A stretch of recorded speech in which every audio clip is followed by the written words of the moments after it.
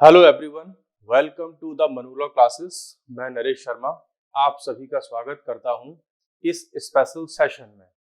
Recently जो citizenship amendment act है, that is CAA, इस पर बहुत सारा हंगामा चल रहा है। बहुत सारे लोग इसके अगेंस्ट में हैं, बहुत सारे लोग इसका समर्थन कर रहे हैं। गवर्नमेंट के पास में इसके अपने जो है जस्टिफिकेशंस हैं, तो इसको जो क्रिटिसाइज कर रहे हैं उनके पास में अपने खुद के अलग आर्ग्यूमेंट्स हैं। इस सेशन में हम डिस्कस करेंगे CAA को डिटेल में कि उसका क्या बैकग्राउंड है, उसकी रिक्वायरमेंट, उसकी जरूरतें क्यों हैं, क्यों हमको CAA की रिक्वायरमेंट रही, प्लस इसके क्या क्या क्रिटिसिज्म है कि इसको किन किन बेसिस पर, किन ग्राउंड्स पर, किन पैरामीटर्स पर इसको क्रिटिसाइज किया जा रहा है। तो मींस CAA के अगेंस्ट में क्या क्या आर्ग्यूमेंट्स हैं, इसके फेवर में क्या क्या आर्ग्यूमेंट्स हैं, और फिर इसका एक वे फॉरवर्ड क्या हो सकता है, कैसे हम इसकी जो प्रॉब्लम्स हैं उनका सॉल्यूशन हम कर सकते हैं। इन सारे के सारे पॉइंट्स पर हम बात करेंगे CAA में। और इस सेशन में इन सारे के सारे पॉइंट्स को हम स्टार्ट करते हैं कि आप एक यहाँ पर इमेज देख रहे हैं कि यहाँ पर कुछ लोग हैं जो CAA का समर्थन कर रहे हैं या विरोध कर रहे हैं, ऐसा कुछ हमको देखने को मिल रहा है। अब इतना सा देखने से तो क्लियर नहीं हो जाएगा कि ये CAA का सपोर्ट कर रहे हैं या उसके अगेंस्ट में हैं। ऐसी ही एक इमेज हमको यहाँ पे अब दिख रही है कि वी सपोर्ट CAA। तो कुछ लोग हैं जो CAA का सपोर्ट कर रहे हैं। वहीं हमारे पास में ऐसे भी बहुत सारे लोग हैं जो, जैसे कि असम रिजेक्ट CAA, तो असम में बहुत सारे ऐसे लोग हैं जो इसका रिजेक्शन कर रहे हैं CAA का। और अगर हम थोड़ा सा देखेंगे तो ऐसे ये लोग भी हैं जिसमें आप देख पा रहे होंगे, उनको आइडेंटिफाई कर पा रहे होंगे, जो CAA को बड़े लेवल पर इसका अपोजिशन कर रहे हैं, इसको रिजेक्ट करने की बात कर रहे हैं, इसके लिए बहुत सारे नए नए आर्ग्यूमेंट्स लेकर के आ रहे हैं। वहीं हम ऐसे भी पिक्स देखने को मिलते हैं, यहाँ पर इसमें लिखा हुआ है कि पाक Hindus also needs human rights. जो पाकिस्तान से आए हुए हिंदू हैं या पाकिस्तान में रहने वाले हिंदू हैं, उनको भी ह्यूमन राइट्स मिलने चाहिए। मींस यहाँ पर ये सेंस निकल करके आ रहा है कि जो हिंदू हैं पाकिस्तान से आए हुए या पाकिस्तान में रहने वाले हिंदू हैं, वो भी इंसान हैं, उनको भी ह्यूमन माना जाए और उनको भी जो बेसिक ह्यूमन राइट्स हैं उनको मिलने चाहिए। वहीं एक इमेज हम यहाँ पर देख रहे हैं कि ये भी वो लोग हैं जो डिमांड कर रहे हैं, ये सब वो लोग हैं जो पाकिस्तान से आए हुए हिंदू हैं जो डिमांड कर रहे थे और इनको मिल भी गया कि हमको भी इंडिया की सिटीजनशिप मिल जाए, जो काफी पहले इंडिया में आ चुके हैं। इनके अपने बहुत सारे आर्ग्यूमेंट्स हैं। हम इसमें और भी आगे चलें तो इन लोगों को भी देख सकते हैं, settle us in India. Pakistan के हिंदू हिंदू ये डिमांड कर रहे हैं कि हमको इंडिया में सेटल कर लिया जाए। यहाँ पर है हिंदू इन पाकिस्तान, मींस वो कह रहे हैं कि सेव हिंदू इन पाकिस्तान। पाकिस्तान में हिंदुओं की रक्षा की जाए, उनको बचाया जाए, बिकॉज उनके अपने कंसर्न है। जैसे कि जब 1947 में भारत स्वतंत्र हुआ, उस समय पर वहां पर करीब 17-18%, कुछ लोग बताते हैं 20%। मींस कहने का सेंस ये है कि एक बड़ी आबादी वहां पर नॉन इस्लामिक लोगों की भी हुआ करती थी। लेकिन आज की सिचुएशन को जब हम देखेंगे तो पाकिस्तान में, बांग्लादेश में, अफगानिस्तान में जो इस्लाम को नहीं मानते, जो नॉन इस्लामिक लोग हैं, उनकी संख्या बहुत बुरी तरह से कम हो चुकी है। और वहां पर उनका अपना जीवन चलाना, अपनी लाइफ को सरवाइव करना, अपने रिलीजन को सेव करना, अपनी जो फेथ है उसको सेव करना उनके लिए बहुत बड़ी समस्या बन चुका है। उनके पास में काफी लंबे समय से दो ही ऑप्शंस हैं, या तो इस्लाम को एक्सेप्ट कर लीजिए, अदरवाइज पाकिस्तान को छोड़ दीजिए, या पाकिस्तान में फिर जो है डेथ को एक्सेप्ट कर लीजिए। ऐसी बहुत सारी चीजें देखने को मिलती हैं हमको पाकिस्तान में, अफगानिस्तान में। यही ऐसे बहुत सारे रीजन्स हैं जिसकी वजह से इंडिया में, भारत में बहुत सारे लोग पाकिस्तान से, अफगानिस्तान से, बांग्लादेश से, उन कंट्रीज को छोड़ छोड़ करके अपनी जान, अपना जीवन, अपनी इज्जत, अपना धर्म, अपनी बहन बेटियां, उनको बचा करके लेकर के वहां से भाग करके आए। ये बड़े बड़े उसमें से कारण है। पाकिस्तान में हिंदुओं पर अत्याचार बंद करो, यहाँ पर हमको देख रहे हैं हिंदू नीड्स ह्यूमन राइट्स, जो हिंदू है उनको भी ह्यूमन राइट्स की रिक्वायरमेंट है। मींस इंसान इंसान होता है, वो हिंदू हो या सिख हो, जैन हो, मुस्लिम हो, कोई भी हो। तो यहाँ पर इनका सेंस है कि भाई हम भी इंसान हैं, हमको भी कुछ ह्यूमन राइट्स मिलने चाहिए। ठीक है, यहाँ पर फिर हम बात आ गए कि हिंदू शरणार्थी अधिकार मंच, ऐसी कुछ चीजें हमें देखने को यहाँ पर मिल रही हैं। हम इसके डिटेल में जाने से पहले थोड़ा सा हम ये देखते हैं कि इसका बैकग्राउंड क्या रहा। 1947 में जब इंडिया स्वतंत्र हुआ तो इंडिया का जो डिवीजन हुआ, जो पार्टीशन हुआ, वो हुआ धर्म के बेसिस पर। तो मुस्लिम जो लोग थे, इस्लाम को मानने वाले लोग, उन्होंने पाकिस्तान की डिमांड की थी, तो उनको क्या मिला? पाकिस्तान मिल गया। वहीं एक तरफ जो हिंदू या नॉन इस्लामिक लोग थे, उनके लिए इंडिया की बात हुई।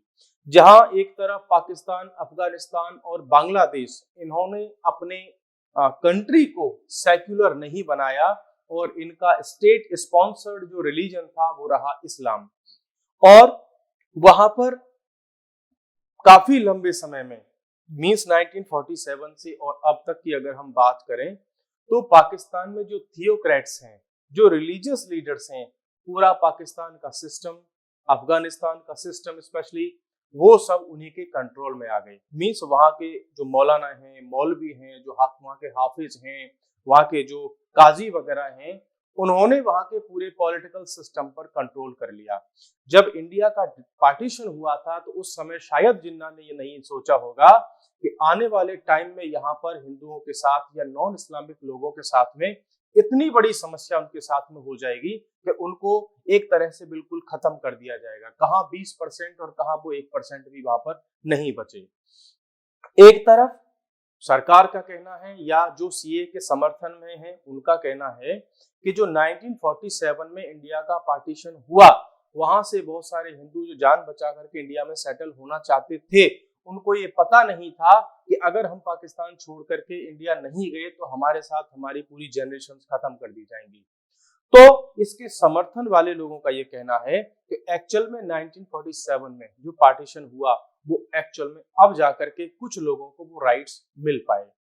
तो यहां से एक चीज हमको समझ में आ रही होगी कि जो पाकिस्तान, अफगानिस्तान और बांग्लादेश, इन 3 देशों से लोग जो भाग करके आए, उसके पीछे कारण क्या रहे होंगे? उसके पीछे कारण रहा उनका अपना रिलीजन। मींस अगर वो इस्लाम को मानने वाले होते तो उनको वहां से भाग करके नहीं आना पड़ता इंडिया में। मींस ना तो अफगानिस्तान से, ना बांग्लादेश से और ना ही पाकिस्तान से। मींस वहां से धर्म के आधार पर उनके साथ में परसिक्यूशन हुआ, उनके साथ में भेदभाव हुआ, डिस्क्रिमिनेशन हुआ, एक्सप्लॉइटेशन हुआ, उनके साथ में अत्याचार हुए, उनका जबरन धर्मांतरण वहां पे करवाया गया। आज भी पाकिस्तान में बहुत सारे जो नॉन इस्लामिक लोग हैं, उनकी बच्चियों को उठा लिया जाता है और उनका जो है फोर्स्ड कन्वर्जन करवाया जाता है, उनके मास रेप होते हैं। और ये सिचुएशन बहुत लंबे समय से चली आ रही है। तो यहाँ पर जो हम इस सेशन में बात कर रहे हैं, वो किसी भी बायसनेस के बिना, कि ना तो हमें किसी का समर्थन करना है ना किसी का अपोजिशन करना है। जो रियल फैक्ट है वो क्या है, हम उनको उस पर्पस से यहाँ पर डिस्कस कर रहे हैं। तो अब इस सीए की बात कर लेते हैं कि ये एक्चुअल में सीए है क्या। तो आपको ये समझ में आ गया होगा कि सीएए लाया क्यों गया।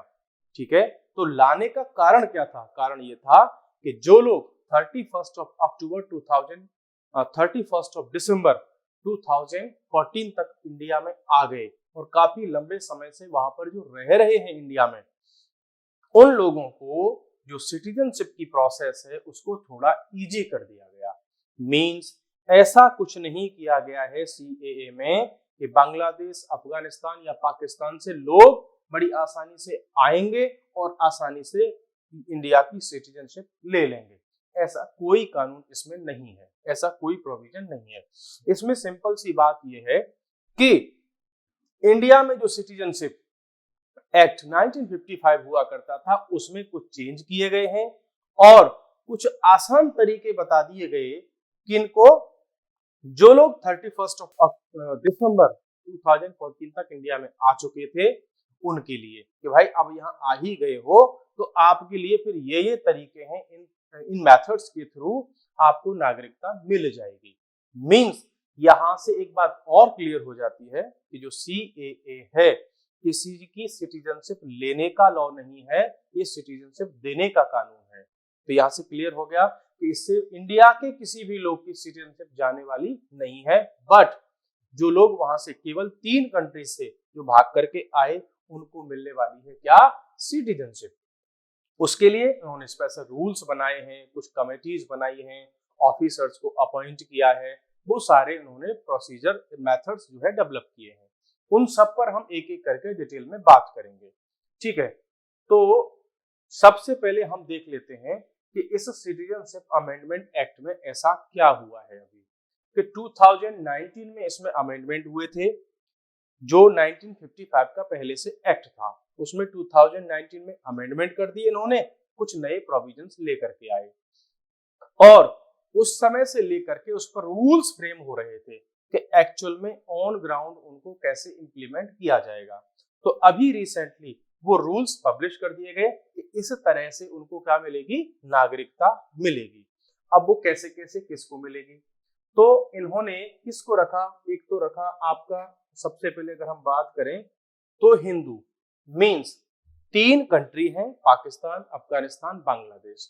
3 देशों से कौन कौन, हिंदू, सिख, बुद्धिस्ट, जैन, पारसी और क्रिश्चियन, इन कम्युनिटीज के लोग वहां से धर्म की वजह से भाग करके आए। केवल इन लोगों को यहाँ पर आसान तरीके से क्या मिल जाएगी, सिटीजनशिप इनको मिल जाएगी। बाकी इसमें किसी कम्युनिटी को और नहीं रखा गया है। तो कंट्री भी क्लियर हो गए आपके कि कौन कौन से कंट्री हैं, ठीक है। ये कंट्रीज हैं 3। डेट इन्होंने क्या रखी है कि 31 दिसंबर 2014 कि भैया इस डेट तक आप अगर आ चुके हो तब ही आपको मिलेगी इंडिया की सिटीजनशिप, इन मेथड्स के थ्रू, जो नए कानून, जो नया चीजें, जो नए प्रोविजंस आए हैं उनके थ्रू।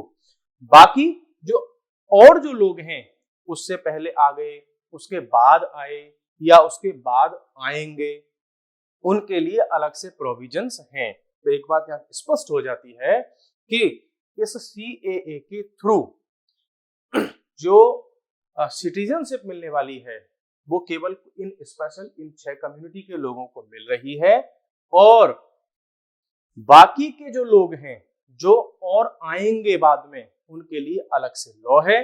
बाकी केवल इन कम्युनिटीज को और 31 दिसंबर 2014 तक की जो डेट में आ चुके उनके लिए अलग से स्पेशल ट्रीटमेंट इनके लिए दिया गया है। तो ये बात क्लियर हो गई। इस डेट से एक बात और क्लियर हो जाती है, जैसे कई बार लोग बता रहे हैं करे ऐसे तो पाकिस्तान और जो है बांग्लादेश, अफगानिस्तान, वहां से पूरी भीड़ चली आएगी, वहां के सब लोग इंडिया में आ जाएंगे, उनको कैसे नौकरी देंगे ना। इसमें इसीलिए एक डेट फिक्स कर दी गई है, इसके बाद वालों का नहीं, जो पहले आ चुके उनके लिए ये व्यवस्था की गई है। ये आपके लिए हो गया यहाँ पर बिल्कुल क्लियर। अब और भी देख लेते हैं कुछ नेक्स्ट हमारे पास में क्या चीज है। इस लॉ में ऐसा नया क्या किया गया है कि ये देखो, what is the citizenship amendment act, ये है का मैंने अभी आपको जस्ट बताया कि जो लोग वहां से अपने धर्म के कारण वहां से भाग करके आए थे उनको सिटीजनशिप देने का ये एक लॉ है। तो ये बड़ा सिंपल सा इसका आंसर है।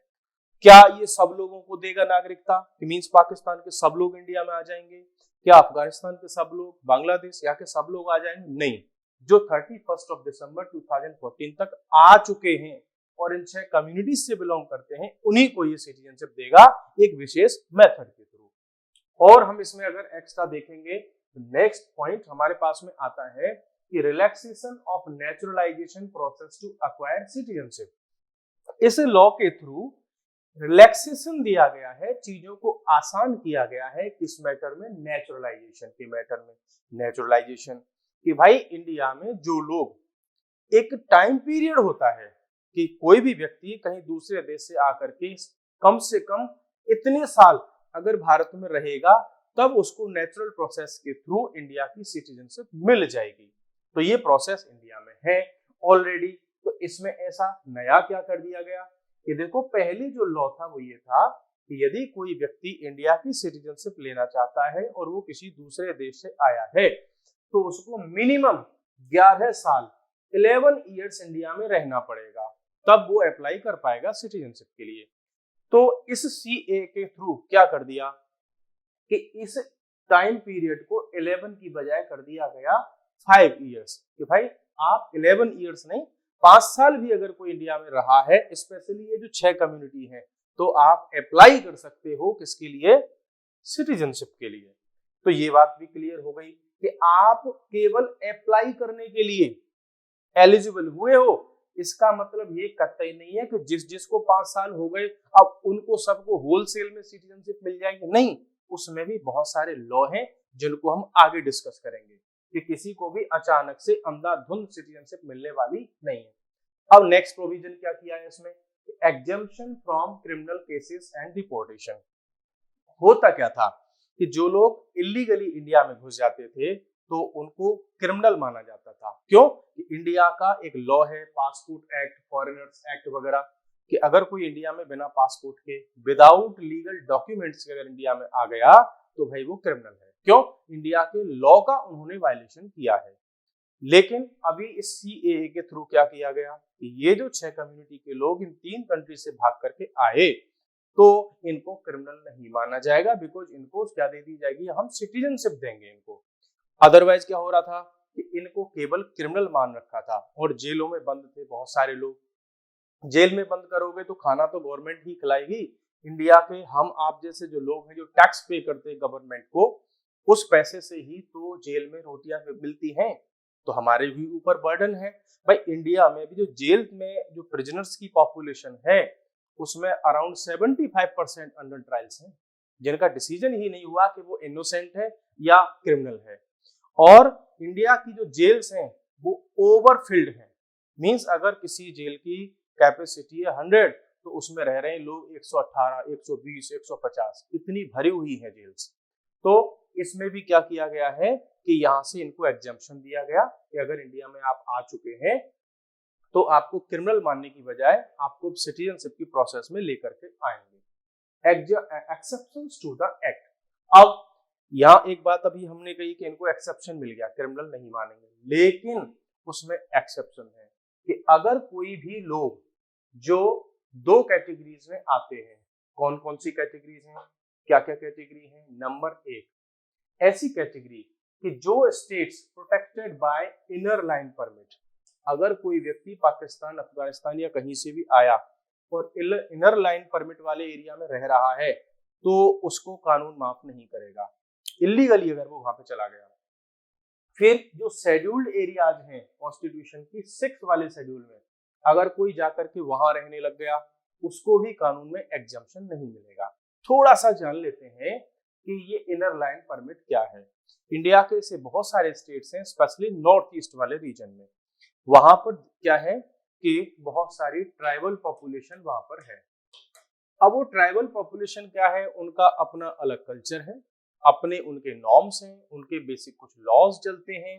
तो वहां पर जाने के लिए, उस एरिया में जाने के लिए आपको रिक्वायरमेंट होती है एक अलग से परमिट की। इसी परमिट को बोला जाता है इनर लाइन परमिट।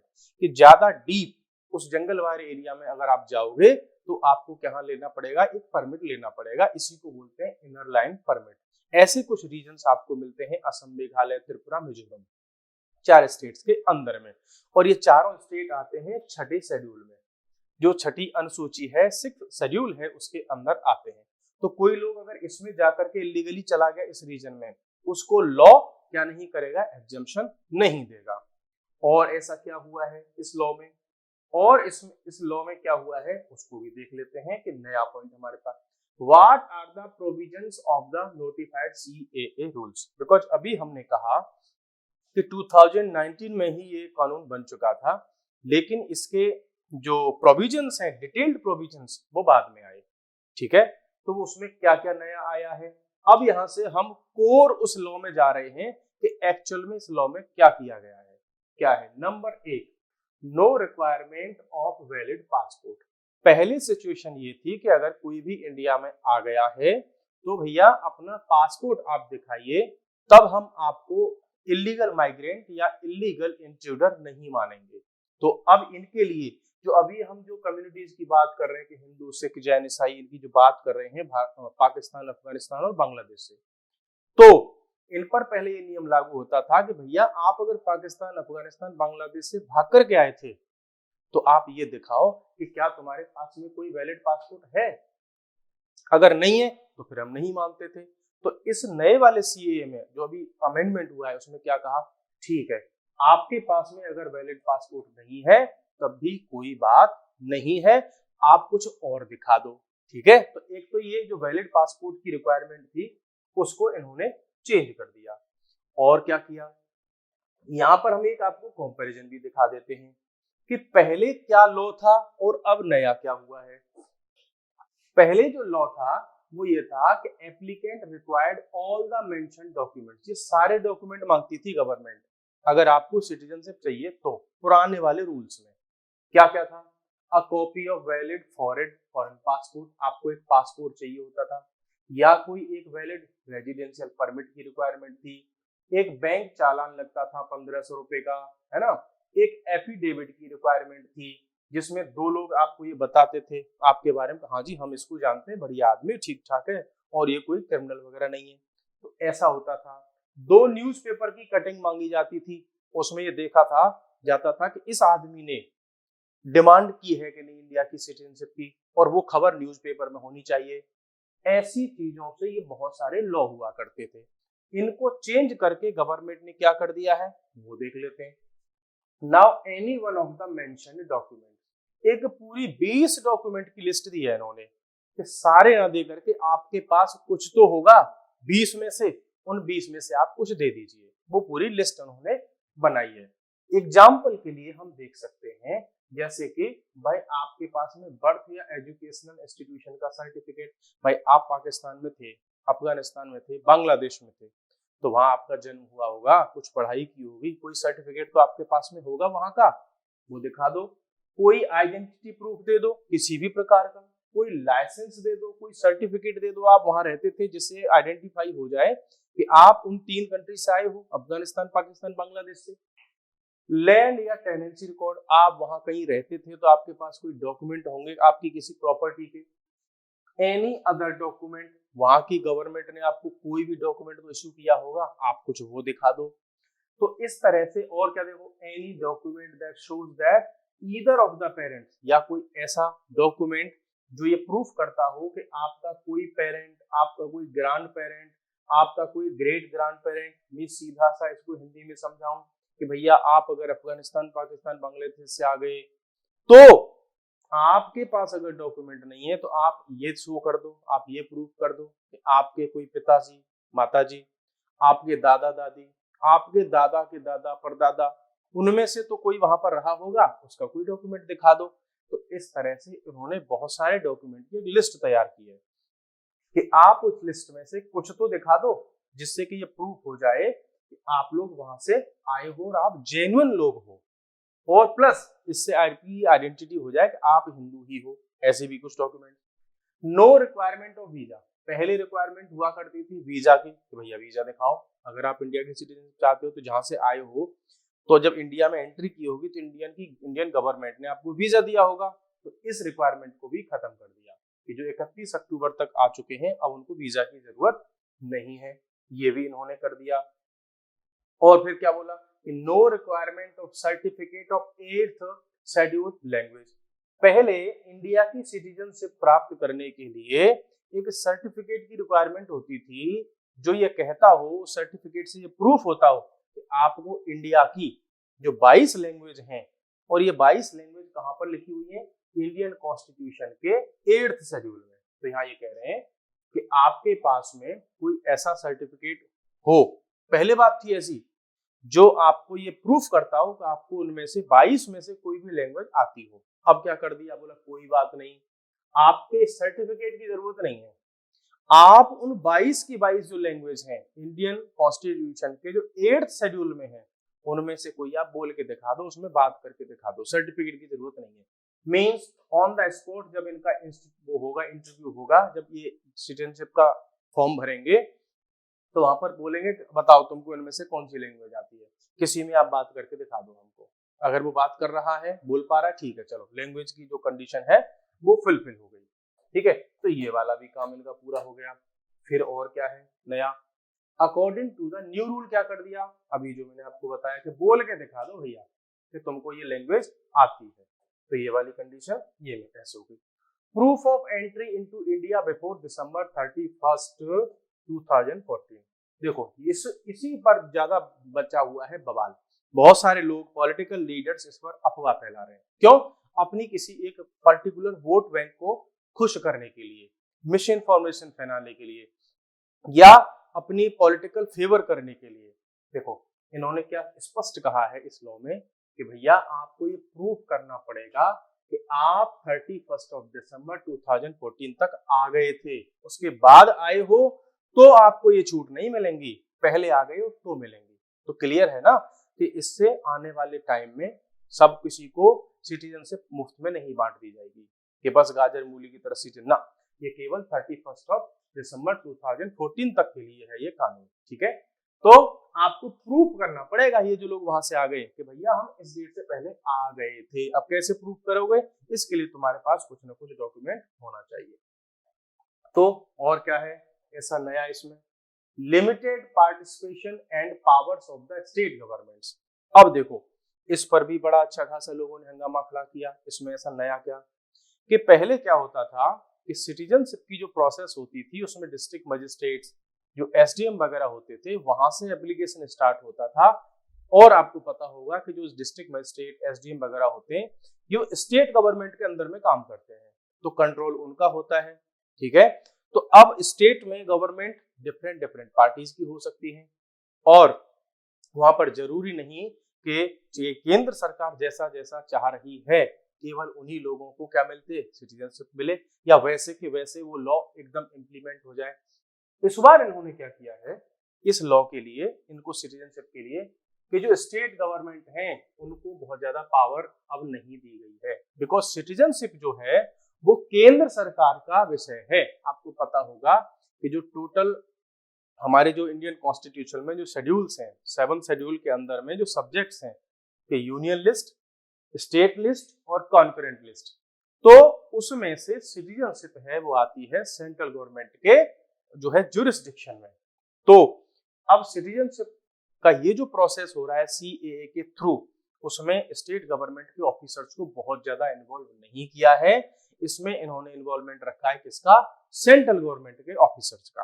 कैसे देख लेते हैं कि रूल्स ने ये सब कर दिया है। अर्लियर पहले ये होता था कि ग्रांट ऑफ सिटीजनशिप में डिस्ट्रिक्ट कलेक्टर वगैरह को रखा था, क्या है थोड़ा सा देख लेते हैं। आइए नेक्स्ट स्लाइड में, नेक्स्ट स्लाइड में देख लेते हैं new rules for grant of citizenship. अब क्या कह रहे हैं कि इसमें एम्पावर किया गया है, एक अलग से कमेटी बनाई है इन्होंने जो केवल सिटीजनशिप पर काम करेगी, जो कि डिस्ट्रिक्ट लेवल तक कमेटी होगी, है ना, मींस नेशनल लेवल पर, स्टेट लेवल पर, डिस्ट्रिक्ट लेवल पर भी कमेटी बनेगी इनकी। उसमें अधिकारी कौन कौन होंगे अभी आपको मैं वो भी बताने वाला हूँ। ठीक है, centre for receiving end processing the application है, मींस सेंट्रल गवर्नमेंट के ऑफिसर्स होंगे, वही सारे एप्लीकेशन फॉर्म से रिलेटेड काम को कंप्लीट करेंगे। Composition of the empowered committee, अब ये जो कमेटी बनेगी डिस्ट्रिक्ट लेवल पर इसमें कौन कौन होगा देखो। Empowered committee will be headed by a director census operations।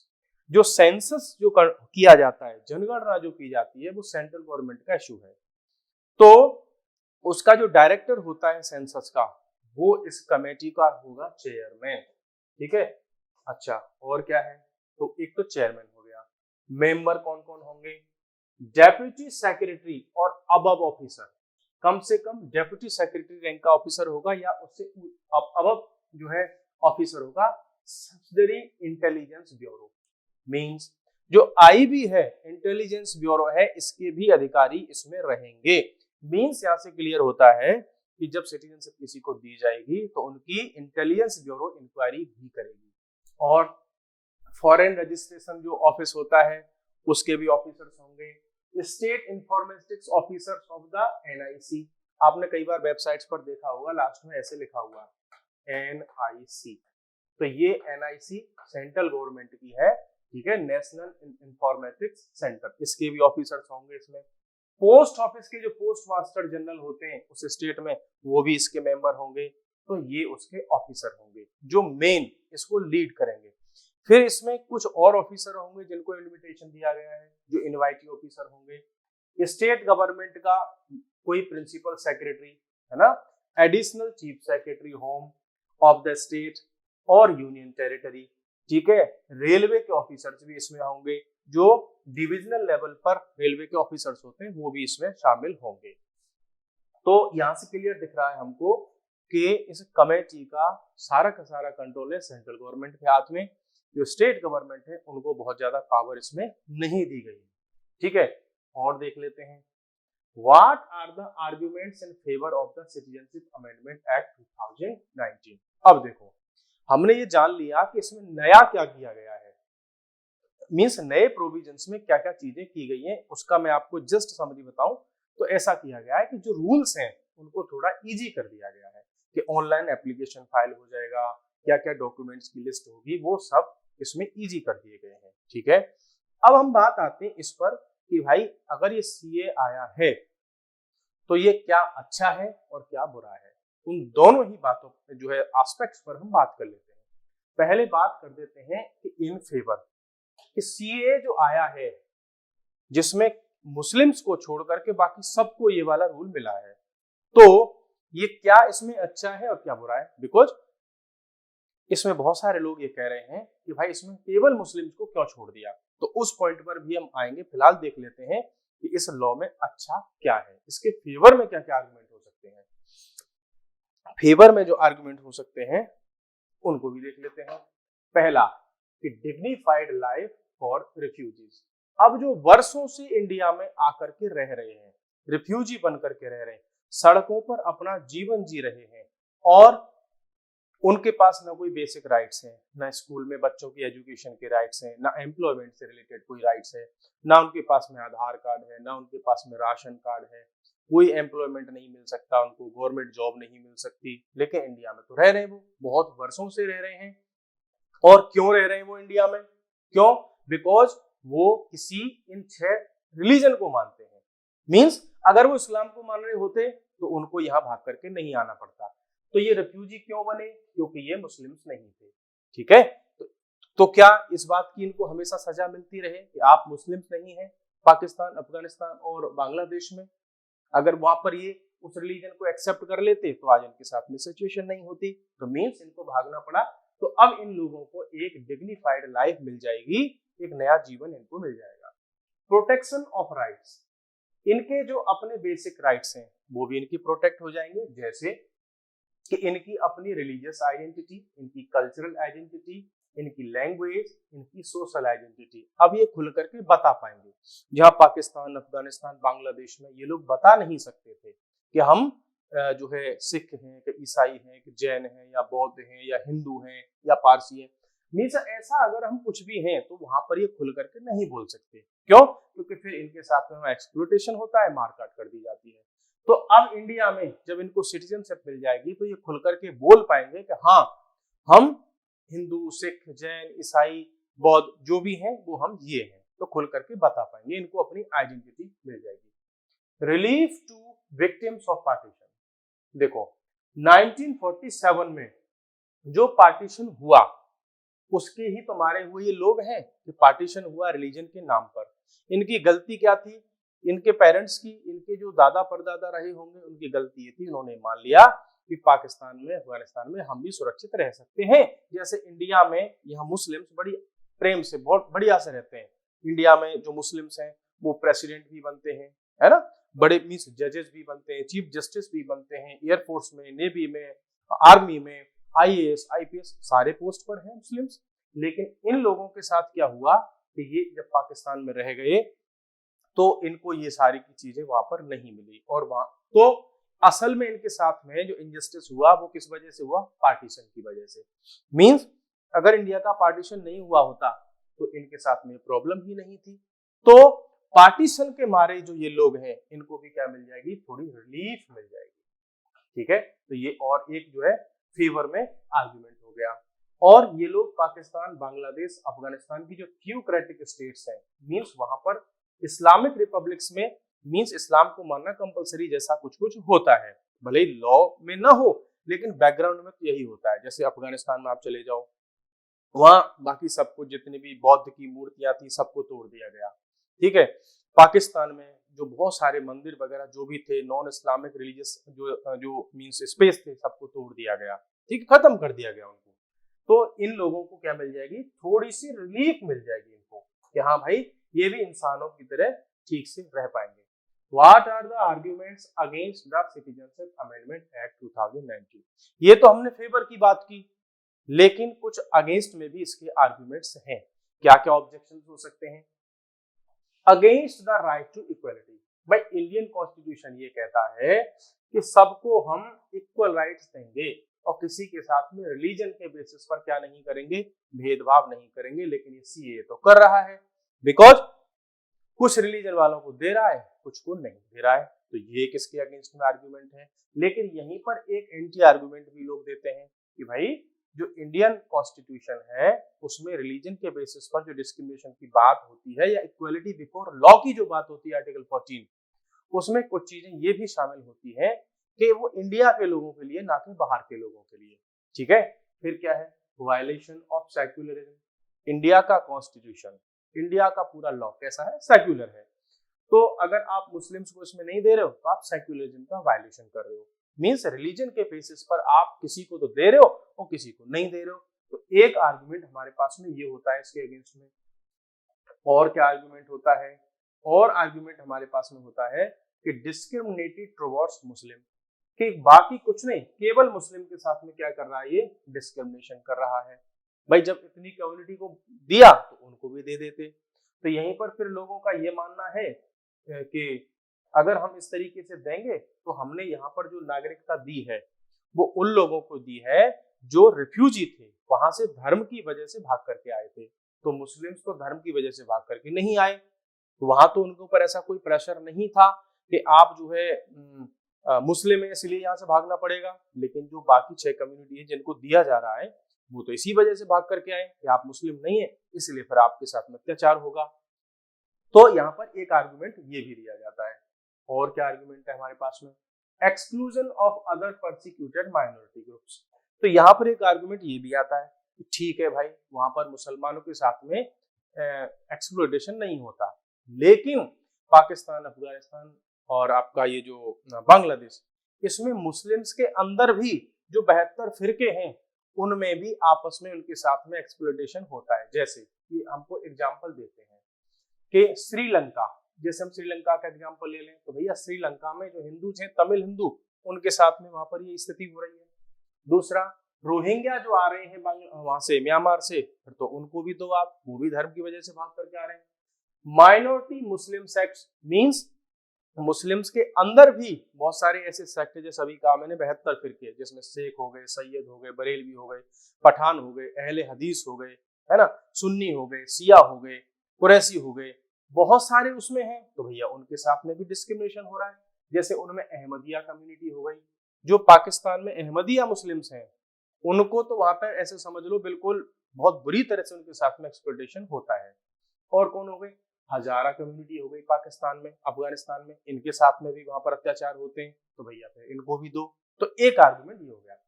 North eastern states concerns to protection their identity, कि भैया नॉर्थ ईस्टर्न स्टेट्स में बहुत सारे ऐसे लोग आकर के बस गए कि उनका कल्चर अलग है और जो 3 देशों से भाग करके आए उनका कल्चर अलग है। तो भैया उनके कल्चर को चैलेंज आएगा अगर इनको सबको हम सिटीजनशिप दे देंगे। तो एक आर्गुमेंट हमारे पास में ये भी हो गया, ठीक है। और क्या है?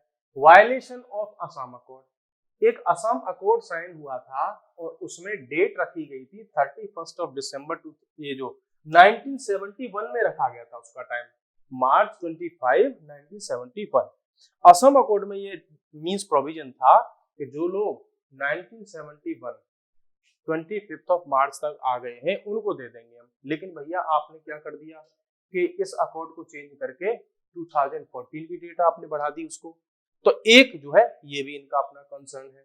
हालांकि रही बात डेट की, तो भाई गवर्नमेंट जब चाहे ऐसे डिसीजन ले सकती है, तो गवर्नमेंट के ऊपर कोई कंट्रोल तो ऐसा होता नहीं है। बाकी इसका जो इलाज और क्या क्या चीजें हो सकती है, तो फिर लोग कहाँ जा सकते हैं, जुडिशरी में जा सकते हैं, फिर जुडिशरी डिसाइड करेगी कि ये सही हुआ है या गलत हुआ है।